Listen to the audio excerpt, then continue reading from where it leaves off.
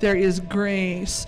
And we talk about grace like it's licensed to sin. It's not licensed to sin. It's the enabling to overcome sin. And it's the enabling to live in victory. And if you haven't got strength this morning, then there's grace that will bring strength. And if you haven't got wisdom this morning, there's grace. And I asked God long years ago, I said, oh God, what is grace? I don't understand it. It says we're saved by grace. But then Paul tells Timothy to be strong in grace, and I couldn't grasp the idea how you can be strong in something that's so freely given. And I seen this great sheet hanging, and in that sheet, instead of unclean things, there were all the wonderful things that I needed.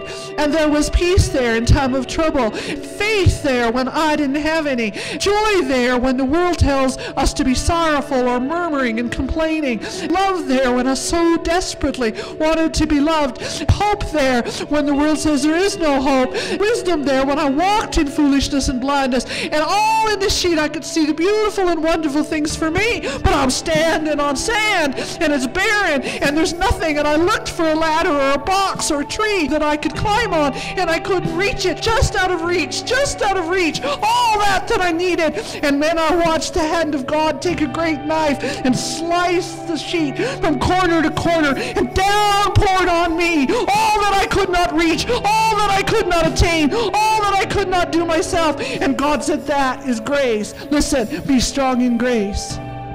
Be strong in grace.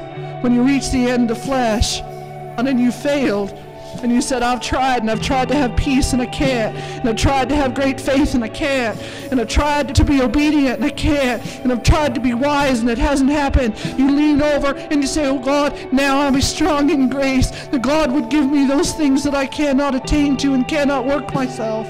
Glory. Listen, how shall he not, who gave us his son, delivered him up to be crucified, how shall he not with us? And I want you to see that when Christ came, a hole was punched in the sky of heaven, and that which had been brass between us and him, a hole punched big enough that not only God came to us, but all that was in heaven, and all of heaven's economy, and all of heaven's glory, and all of heaven's provision, and all of heaven's greatness came to earth with Christ, and it was made available for us that we might touch and feel and know and walk in the realities of it. It's not just a theology. It's not just a concept. It's a reality that we walk in. But maybe you've struggled and something that you prayed for years never happened. And so you kind of got a hardness. And you kind of can go through the motions.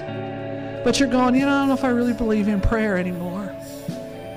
Or you go, I really expected this and it didn't happen. Maybe it's not real.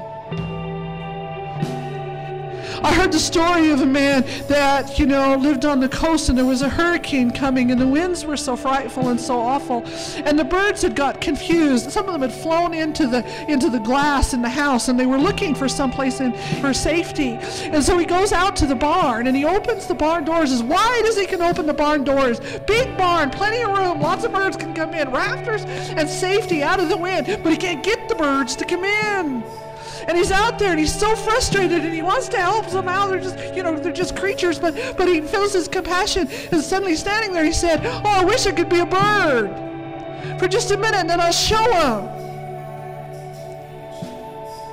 And God came and was made a man and takes us by the hand and speaks to us language that we know and understands and lets us see.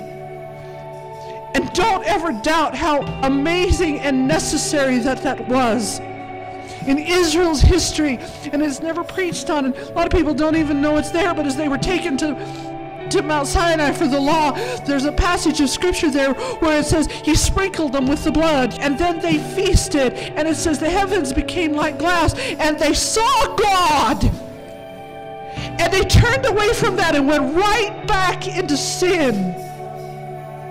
Didn't work.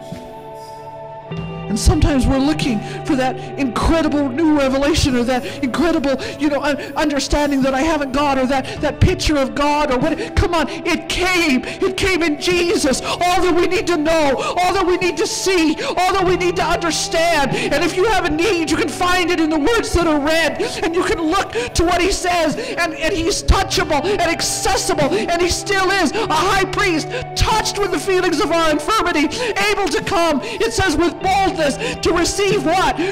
Grace and mercy in time of need. He's still accessible. The Word was made flesh. God was made flesh and dwelt among us. It's something that you can't get your mind around. Science will never understand it. Research will never prove it. But we see it because we've looked into the face of Christ.